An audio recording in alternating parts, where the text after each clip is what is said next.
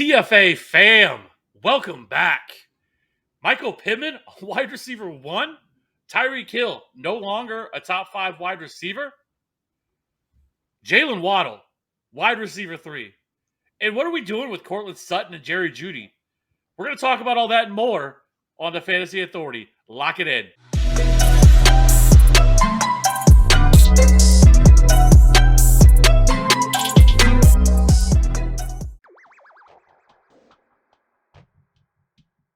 Welcome back in. Let's just jump right into it. We're going to be talking about our top 36 wide receivers today. Cody is back with me. Got my main man with me. So we're going to go ahead and jump right into it and waste no more of your time.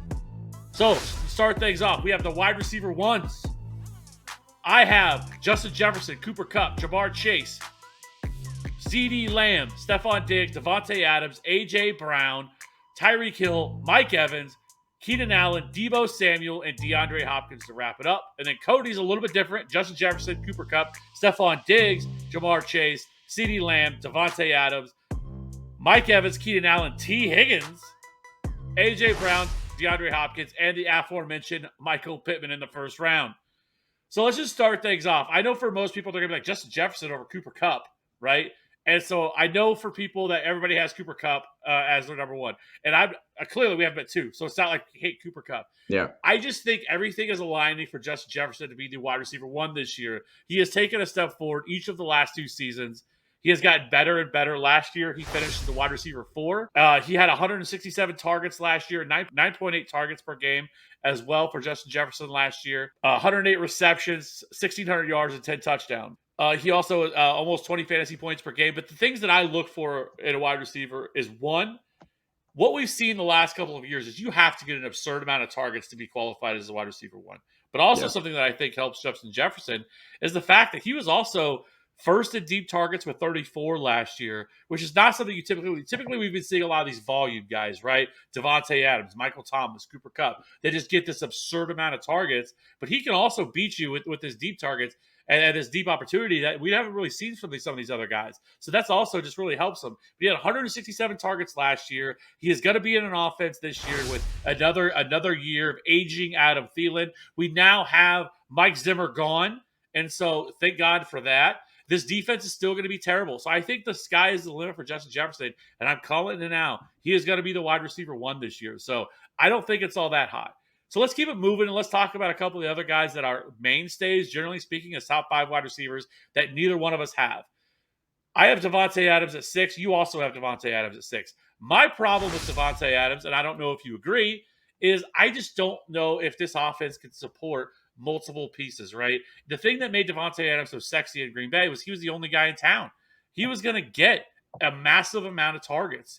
And that's just not the case anymore. It's really hard to see that he's going to be able to get this massive target share that we've seen from him over the last 4 or 5 years, right?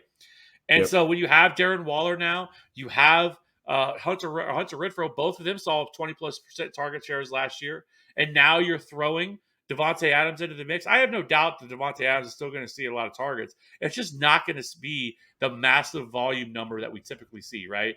They're going to cannibalize each other some. And so, to me, like, you have to drop Davante Adams down. Still be a solid wide receiver 1. He just doesn't have that same sort of ceiling to me anymore. Yeah, I agree. And then you're also going from the pinpoint accuracy of Aaron Rodgers down to Derek Carr, right? I think, like, the amount of shit that's talked on Derek Carr is a little overblown. I don't think, it's definitely a drop-off, but I don't think it's, he's going from that to, like a Drew Lock kind of quarterback, right? I still think he's going to be like in that 140-ish kind of range, but it's not going to be, he had almost 170 last year. I think he had 169 targets in 2 out of his last 5 seasons. So the volume just not going to be there. Waller's still going to ball. You mentioned Renfrow as well. I can't believe you didn't mention Demarcus Robinson, to be honest, and him signing there. That's going to be a big one. And who knows, man? I also saw a rumor being tossed around of potentially Odell Beckham wanting to join the Raiders as well. So if that happens, you can forget about it. Anyways, let's keep it moving. Let's talk about Tyreek Hill, right? We haven't talked about that situation yet, that news. Obviously, there's some things to talk about here with this because with Tyreek Hill, listen, Tyreek Hill is still an elite wide receiver. The speed's gone nowhere, and he is still going to get his. And we've seen him with lesser quarterbacks. We've seen him with Alex Smith back before Patrick Mahomes, and he was still a wide receiver one then. Problem is that there's also Jalen Waddle there. There's also Mike Gesicki there. And you're asking that, like, we don't really know what Tua's going to be yet, right? Like, he had Jalen Waddle last year and Mike Gesicki last year. And, I mean, he was okay. He was, a middling QB2. Now, there's no excuse now for him whatsoever. But I just don't know if he's going to be able to support the level of to be able to get Tyreek Hill to be, the top 3, top 4 fantasy wide receivers. And so with that, I just think it knocks him down a little bit. I have him wide receiver 8. You have him wide receiver 15. And I would guess that some of your concerns are probably the same. Is the volume going to be there for one? Because their defense is really good. I think they're going to be a much more balanced offense. A team, this coach that comes off the Kyle Shanahan tree, and we know how much Kyle Shanahan loves to run the ball. And so if they can run the ball, they've invested in Raheem Mostert and Chase Edmonds, and who knows, maybe they invest in the draft as well. And so this is a team that, I think that if they could be a balanced offense, they will. I just don't know if the volume is going to be there to support all these guys. Obviously, Tyreek can have boom weeks and stuff like that, but you also have Jalen Waddle there who proved himself last year to be very good. Devontae Parker's still there, Mike Gesicki. There's just so many options there. And so, and of offense that I just think there's probably more middle of the road in terms of pass volume and pass rate. I just can't support Tyreek Hill there.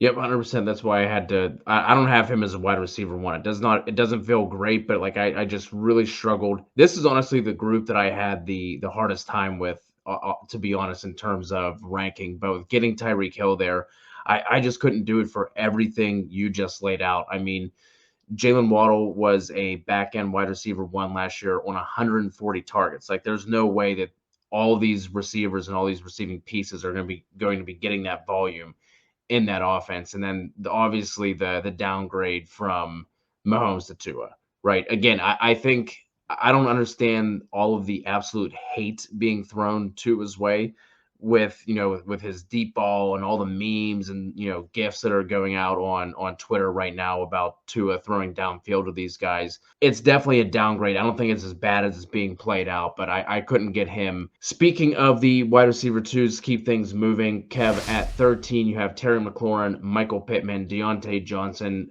Juju Smith-Schuster. Now in your neck of the woods, Courtland Sutton, T. Higgins, DJ Moore, Darnell Mooney, DK Metcalf, Amari Cooper, Chris Godwin, and the aforementioned Jalen Waddle. For myself, here comes my second spicy take of the evening already. Jerry Jeudy at 13, followed by Debo, Tyreek, Terry McLaurin, Deontay Johnson, Chris Godwin, Allen motherfucking Robinson at 19, Darnell Mooney, DJ Moore, Elijah Moore, Courtland Sutton, and then I have Amari Cooper at 24. Kev, I know I stole a little bit of your thunder with the Michael Pittman. You thought you were going to be coming out hot and heavy, and I threw him at 12. But why don't you go ahead and take the reins on Michael Pittman and his new quarterback that he has in. Yeah, I mean, I think surprisingly enough, I actually think that he got a little bit of an upgrade over Carson Wentz last year. And, last year he had almost 130 targets, which was 14th, a 25% target share in that offense. And, I think we could see more deep targets for him. He only saw 16 of them last year, had almost 1,100 yards and 6 touchdowns for him. And I mean, he was solid in the efficiency metrics as well. 2.12 yards per out run, which is 19th among all wide receivers. He was 10th in expected points added as well. So there's a lot to like with Michael Pittman last year. And I think this is an upgrade at quarterback with Matt Ryan. And I know you could look at Matt Ryan. Matt Ryan had a pretty terrible year last year. Only 23 passing touchdowns for him, which is a little bit not typical for him. But that team was terrible. I mean, Calvin Ridley missed half the year. All they really had was Russell Gage and Kyle Pitts. Yes, and then their offensive line was absolutely dreadful. Trash.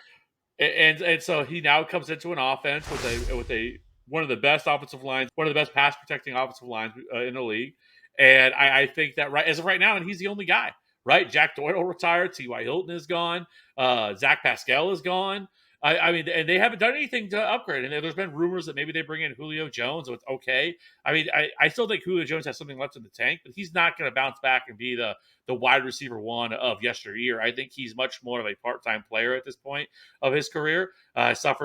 Continues to suffer, soft tissue injuries, and so there's definite possibility that they're going to upgrade through the draft. But we already know they don't have a first round pick because they traded that for Carson Wentz. Now they got more picks, in return for trading Carson Wentz, but they still don't have a first round pick.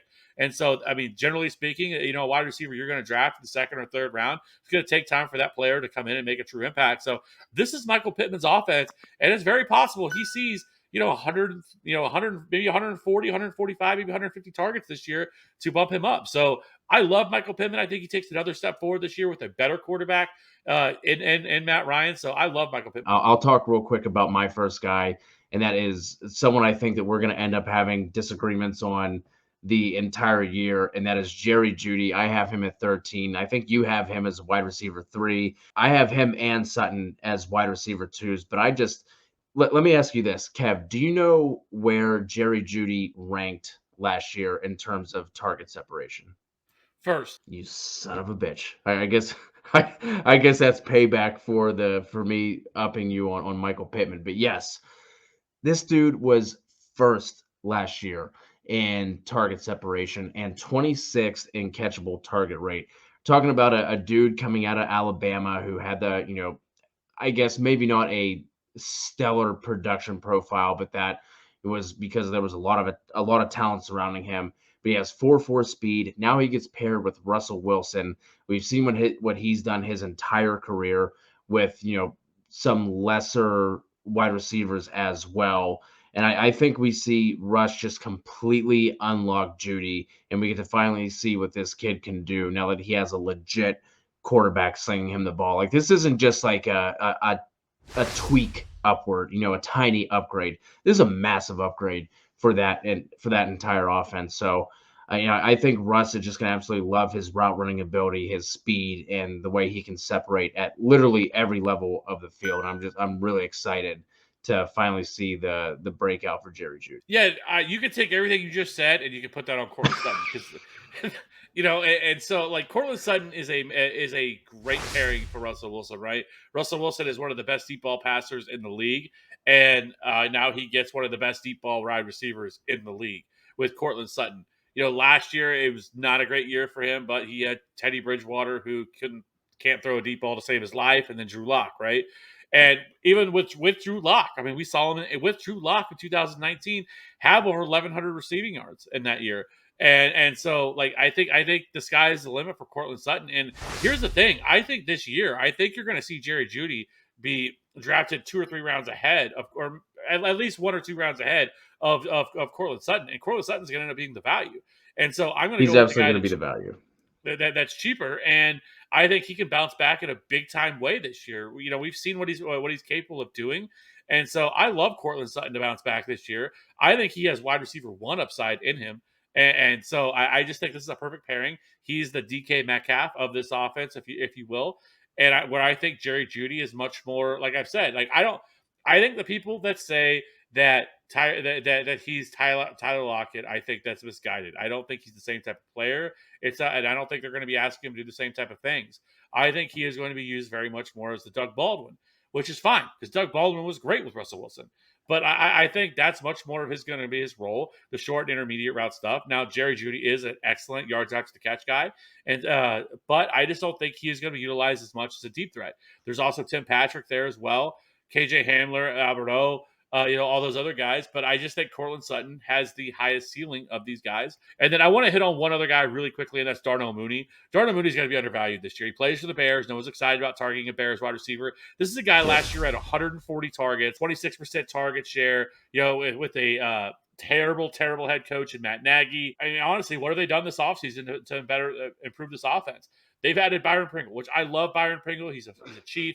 I'll always love Byron Pringle, but he is not going to deter Darnell Mooney. Is it possible that they draft a heavy draft capital wide receiver? It's certainly possible. But even still, I still think this is, at least for this year, this is Darnell Mooney's offense. And I very much view him as the Deontay Johnson of 2022. I think he's having that type of ascension. He's gotten better each of the last 2 seasons that he's been in the league. 18th in yards after the catch, 24th in yards per route run, 14th in market share of the air yards, 11th in target separation. And so while being 56th in catchable target rate last year. And so I do think another year, better offense. And, without guys like Andy Dalton and Nick Foles and, Nick and Justin Fields being moved and pushed out of the offense every single week, I think Darnell Mooney can absolutely go off this year. So I love Darnell Mooney this year. And Yeah, absolutely. I completely agree. The last thing I just want to say, Allen Robinson, real quick. Love him as a wide receiver too this year. Even if Odell comes back to this team, which is kind of being rumored, there's a couple of teams being talked about with Odell, but obviously the Rams are one of them.